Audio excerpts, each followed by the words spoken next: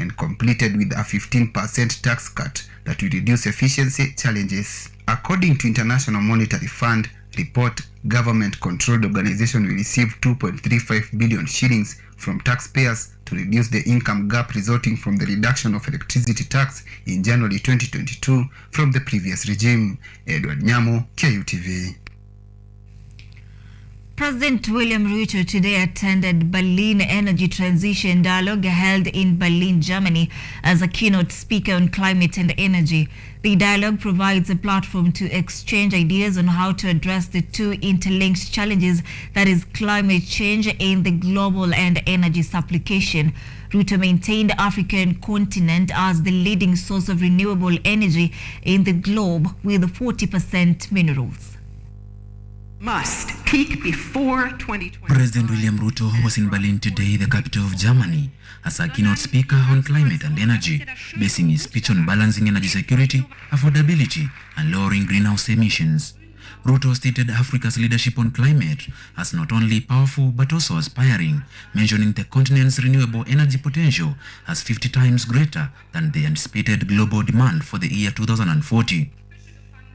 In Africa, not too far from here, lies a continent of abundance, especially when it comes to renewable energy and green industrialization potential. The continent's renewable energy potential is 50 times greater than the anticipated global electricity demand for the year 2040. The untapped solar and wind potential is rated as super abundant. The head of state said in Africa, Kenya is leading in developing renewable energy sector, saying that Kenya will be the continent's green energy hub as it aspires to reach 100% renewable of energy in 2030. And Kenya is leading the way. We will be the continent's green energy hub. Our national grid is small at just 3 gigawatts, yet 92% of the power on it comes from zero carbon sources like geothermal, hydro, wind, and solar. We aspire to reach 100% renewable in 2030. The president insisted on the need to face down climate incompatible funding so as to free funds for climate actions and make them much more available, accessible, and affordable, highlighting Africa's economies as one of the continents lacking access to sustainable debt for development to make the necessary investment for climate actions. Then we will need to rise to the challenge of genuine partnership. Partnerships for renewable energy developments across the continent that are people-centered, socially and environmentally sound. Partnership that do not simply worsen the existing cycles of indebtedness and dependence. This dialogue to address climate changes and energy comes barely a week after the Governmental Panel on Climate Change (IPCC) predicted a threat to the globe following the worsening state of climate around the world, urging each and every nation to take responsibility towards changing climate from its worst condition. Mutunga Joseph, KUTV. All right, we are taking a very fast short break at this point. Thank you so much for staying with us right until now. So keep it KUTV. We're coming back with more.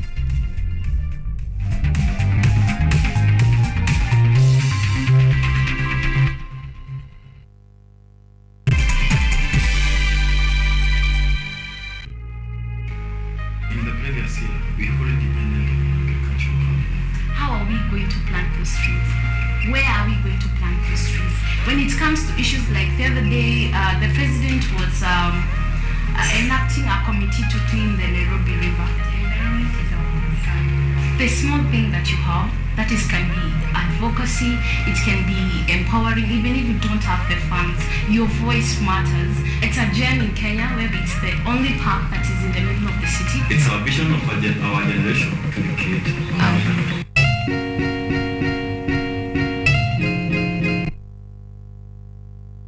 I say, some people look at me and they're like, oh, Tabby is a software engineer, or why are you not doing software engineering? I could do it, I can code if I want to, but is that where my passion is? No. For me, that thing that I loved was community, and when I realized that I was doing it as a voluntary thing, But when I realized that, oh, this is something that you can actually do it as a career, so I said, okay, I made the switch because it's something I can do very well at any point in time. And even some of the products like Google Craftsworks, if you ask me about it, I can really tell you about it without even having to look at any point, you know.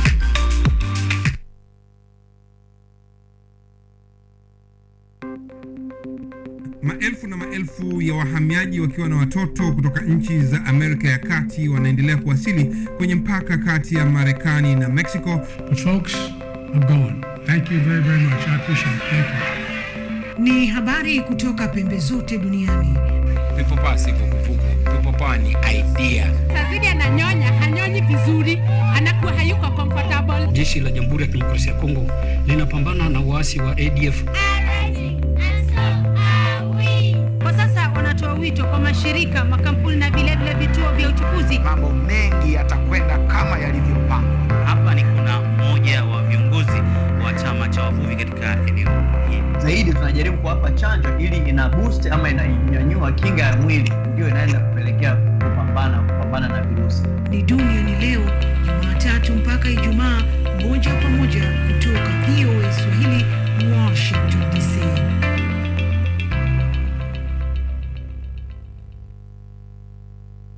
Hello everyone, this is the new chapter of Let's Be Fit. I'll be host DiCaplo.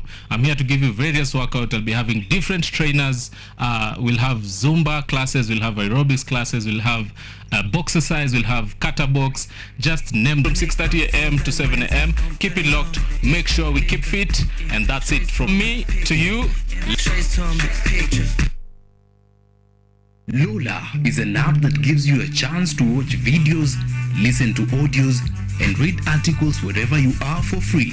Motivational stories, dramas, campus life, technology, lifestyle, adventure, sports, academics, jobs, entertainment, and more. Download Lola now on Play Store. All you need, you got Lola.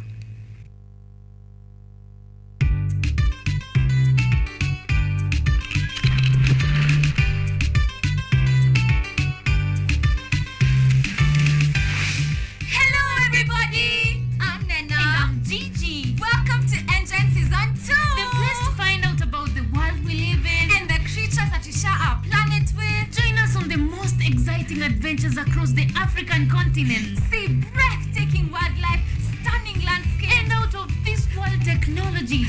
Meet incredible scientists and learn fantastic facts. Explore, discover, be amazed. Be part of the next generation of African change makers. Be a part of Engine, Africa's #1 science discovery program. Yay!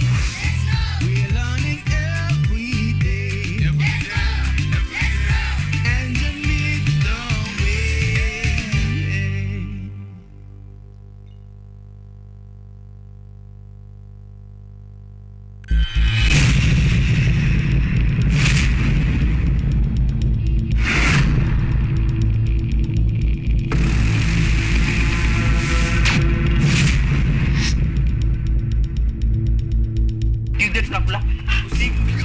Tuachane na break kwanza, tuende lunch. Chapo.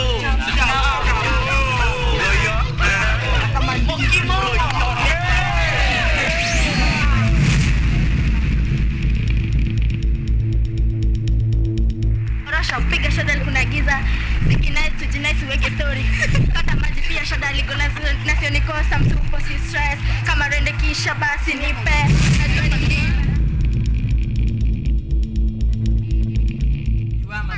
Big up, Zade, ukiwa Adliva, big up, Sis, big up, Shows, Mamba, big up, Oya, wase wote, okay, my principal, big up.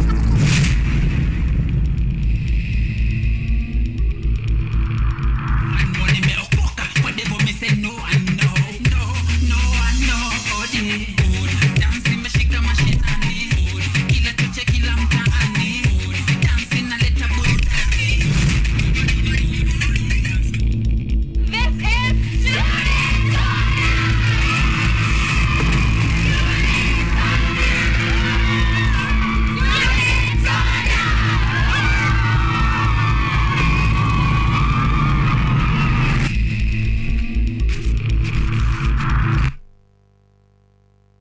technology, science, innovation, ICT and research. These are the ingredients upon which the solutions to the 21st century problems are founded. In a world that is rapidly changing, it's all hands on deck to ensure a balance in all fields of life.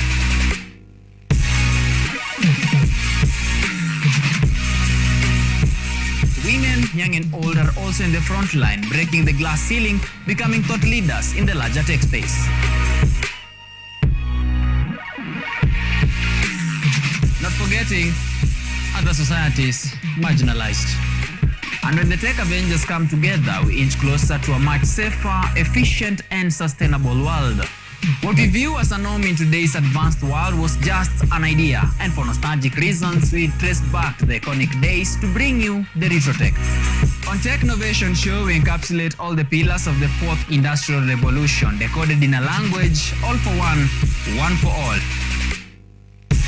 Every Monday at 8:30 as we push the mantra, keep learning something new each and every day. Only on KUTV, a new experience.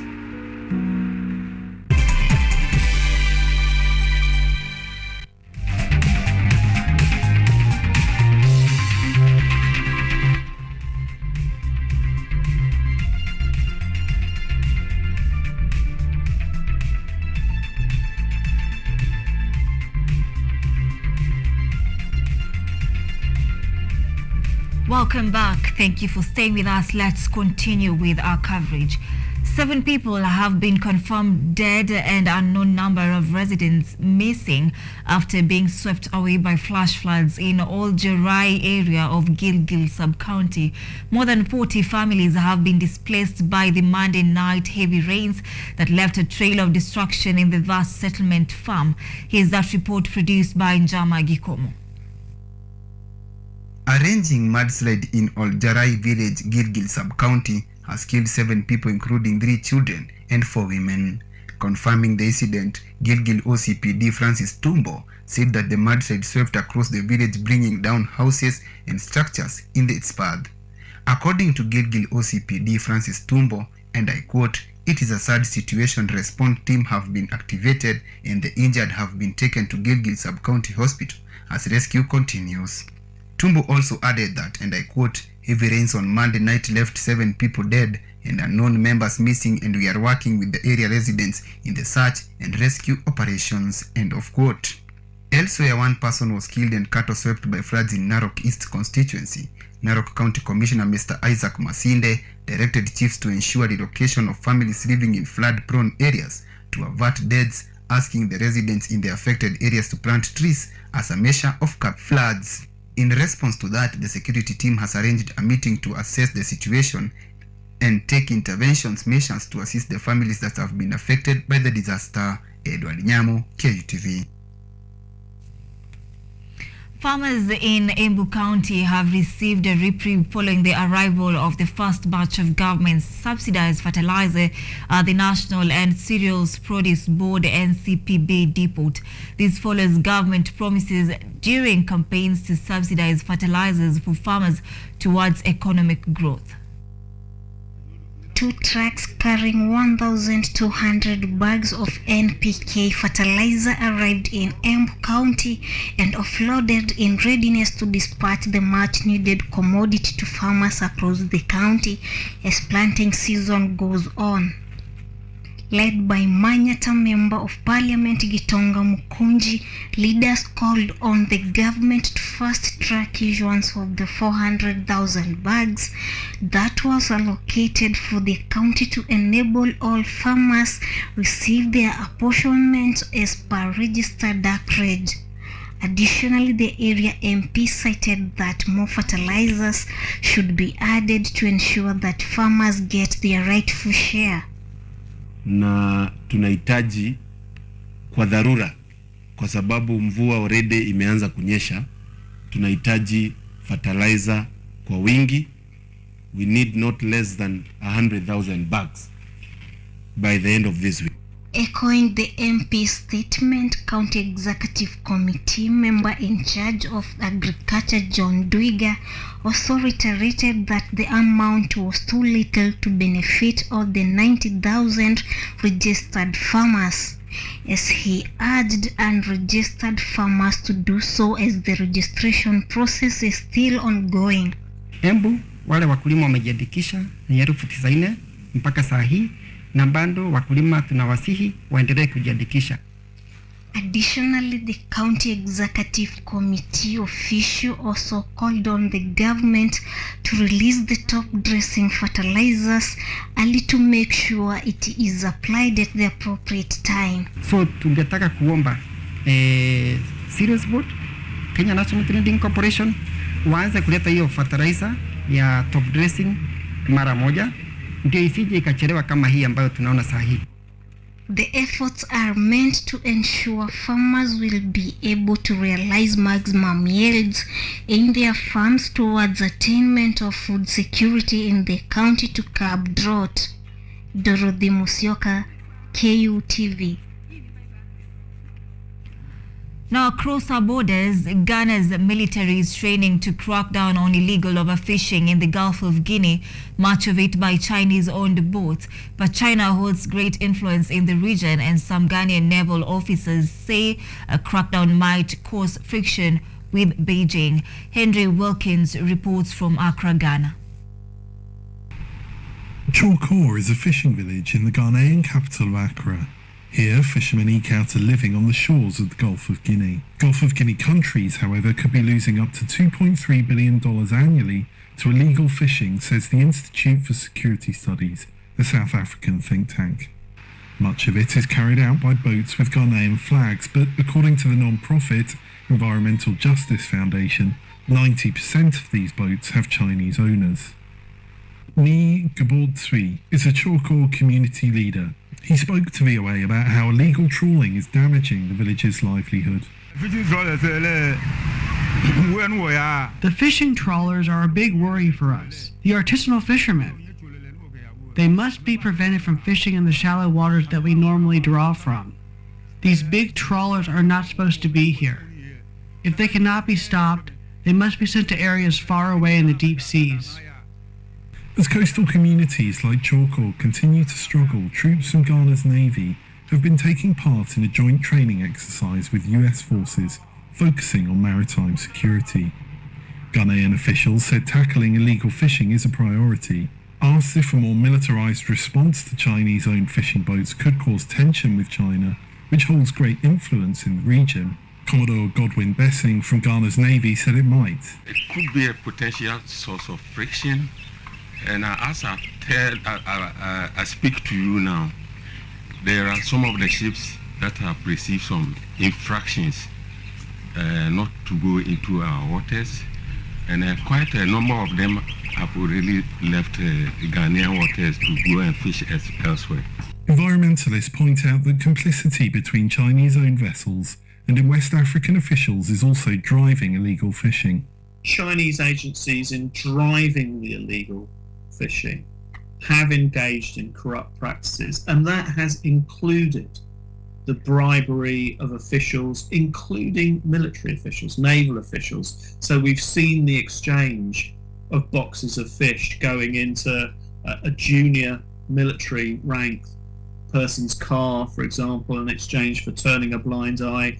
I've personally witnessed it. The Chinese embassy in Ghana did not respond to a VOA request for comments.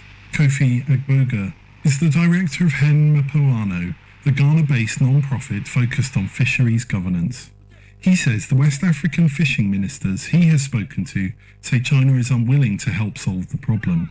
What I get from them, that the Chinese tell them, is that the problem is not a China problem, it is a Ghanaian problem, and that we have to look at our laws carefully and then do the needful. Gabordsi says the Chinese trawlers' use of fine mesh nets means the smaller fish that fishermen like him would normally catch are disappearing. The government has managed to stop some of these trawlers, but that is not enough, he says. They should all be cleared from our seas. That's the only way we can get some peace. Meanwhile, the fishermen catch what fish they can. Henry Wilkins for VOA News, Accra, Ghana. The UN Food and Agriculture Organization has hailed Zimbabwe's efforts to move to climate-resistant grains such as millet to improve food security. The FAO team is in Zimbabwe to promote the grains and celebrate the International Year of Millets. Columbus Mavunga has this report from Masvingo, Zimbabwe. Years ago, all these fields belonging to Chieza Rupedo would mainly be dedicated to corn for sadza or ischwala, a thick porridge that serves as the country's staple food. It's now all small grains.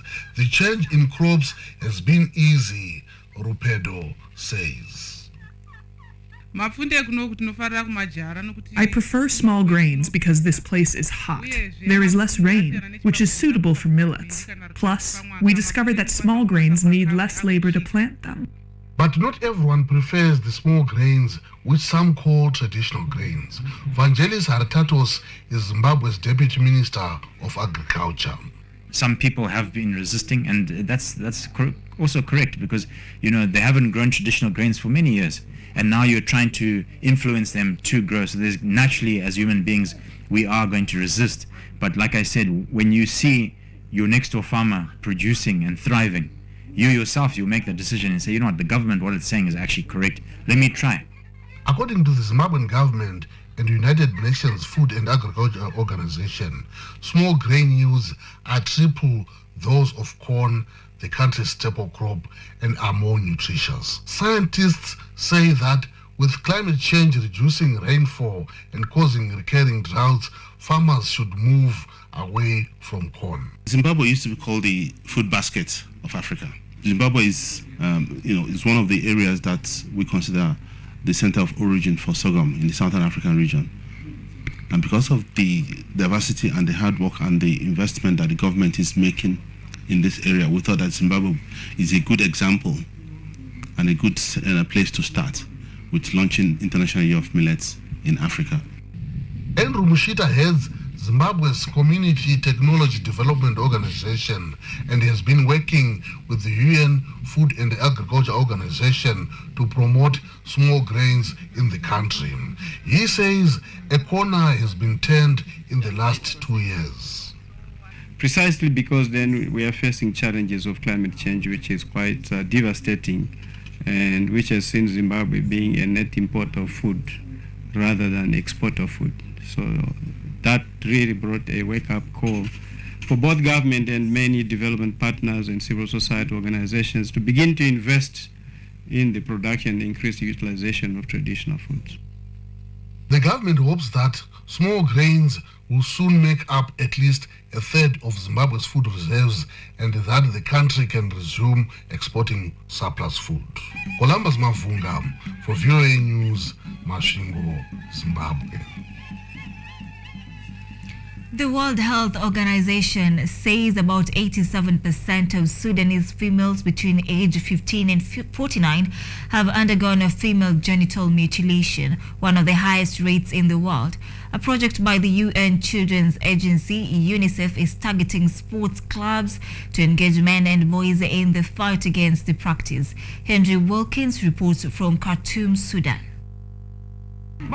The Seven Stars Football Club in Khartoum, Sudan may not look like a place to tackle the issue of female genital mutilation, or FGM, but this year the UN, through its children's agency UNICEF, is targeting sports and social clubs like it for that very reason.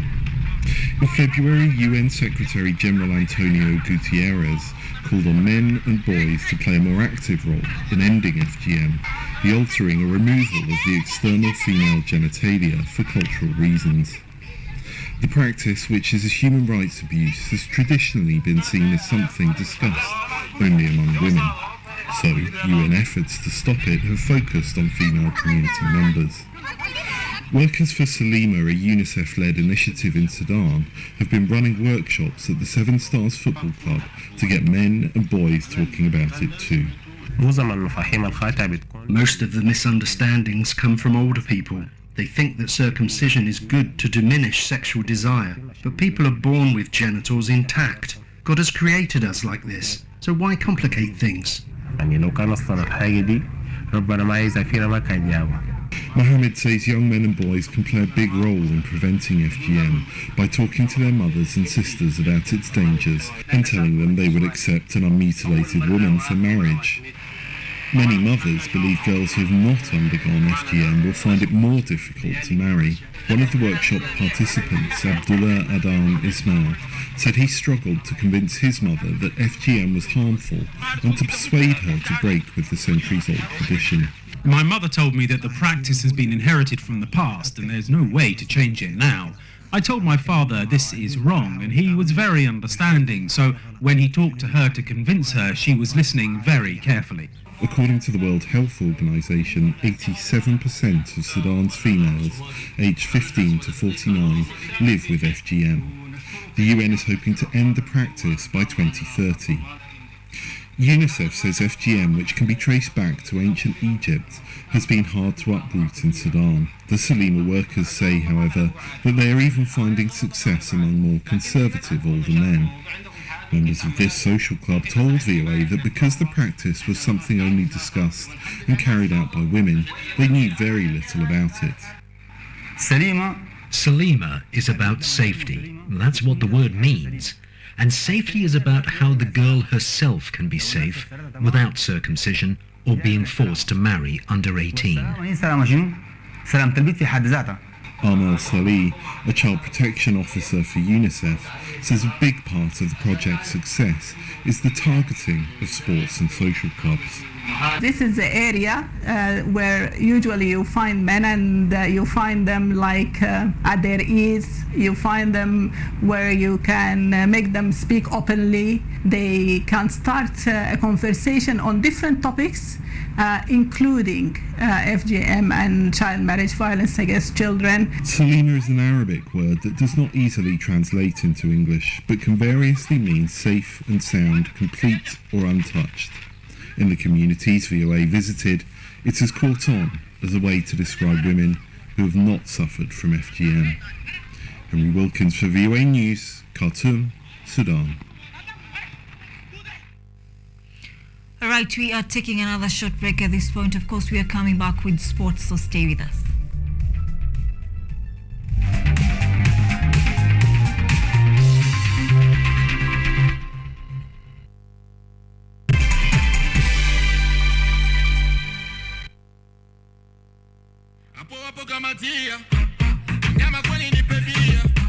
Maisha ni haya mwanaume ali. Sielewi yani hata neno moja. Yani tunasikia maboko likolo. Yani ukiniangalia tu huyu mwamba huyu anafiti sehemu fulani. Anyway, inakaa. Without your love, I can't move on. Yo, that's my boy Rhino the Don. Keep watching and listening to KUTV.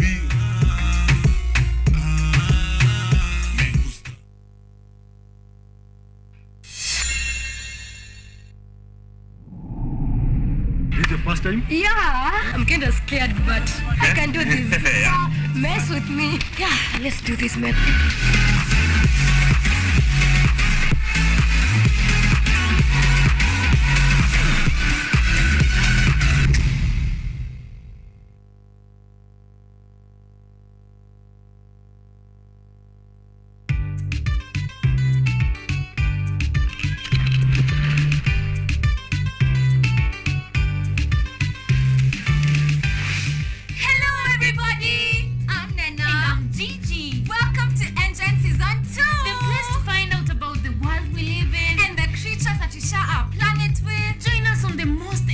Adventures across the African continent. See breathtaking wildlife, stunning landscapes, and out of this world technologies.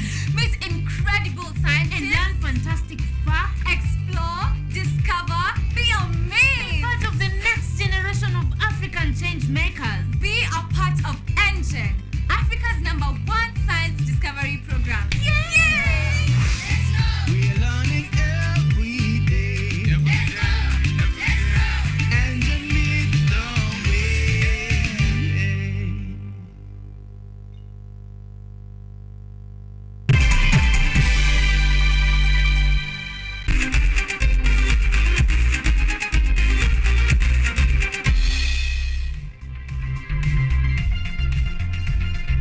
right now it's time for sports. Harambee Starlets, a 33-member provisional squad has been named ahead of the international friendly against Albania, scheduled for April 11th in Tirana. Starlets head coach Godfrey Odur has named 16 foreign-based players and 17 who ply their trade in the domestic Kenya Women's Premier League. Turkish-based trio Mwana Halima Adam, Vivian Nasaka, and Phoebe Owiti, and the Simba Queens trio Janchek Shikangwa, Vivian Corazon, and Ruth Ingosi lead the foreign-based legion. Monaliza Nyango from Zitech Sparks, Kate Singaira from Mulinzi Starlets, and Valentine Kwakwa from Inform side Gospel Women have received their first international call-ups. Starlets will play their first international match after 16 months out due to FIFA ban that was lifted in November 2022.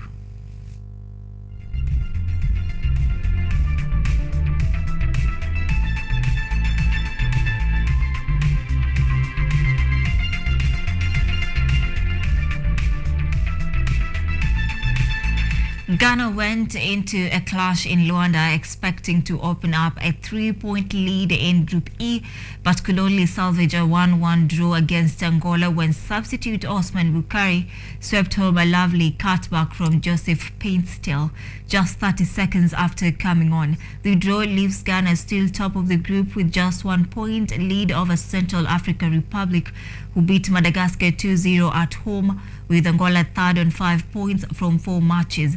Meanwhile, Riyad Mahrez provided the assist to Baghdad Bonja as Algeria maintained their 100% record in Group F following a 1-0 win away to Niger.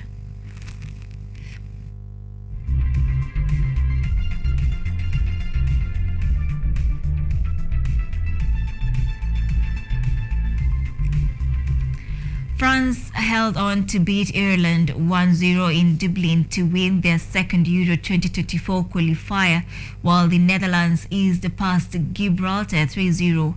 Right back Benjamin Pavard pounced with half an hour remaining at a sold-out Lansdowne Road before 2 superb Mike Magnan saves in the final 2 minutes.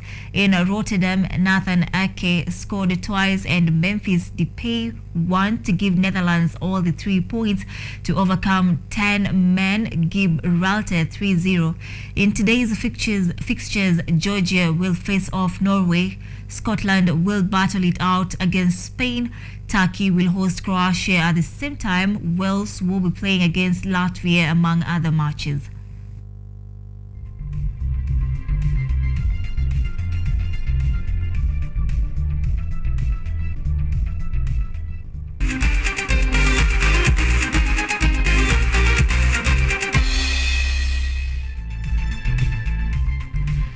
That's a wrap. Many thanks indeed for choosing to stay with us. That brings us to the end of our broadcast tonight. My name is Ann Odida. Evans Odhiambo is our sign language interpreter tonight. Have yourself a good night and see you next week, inshallah.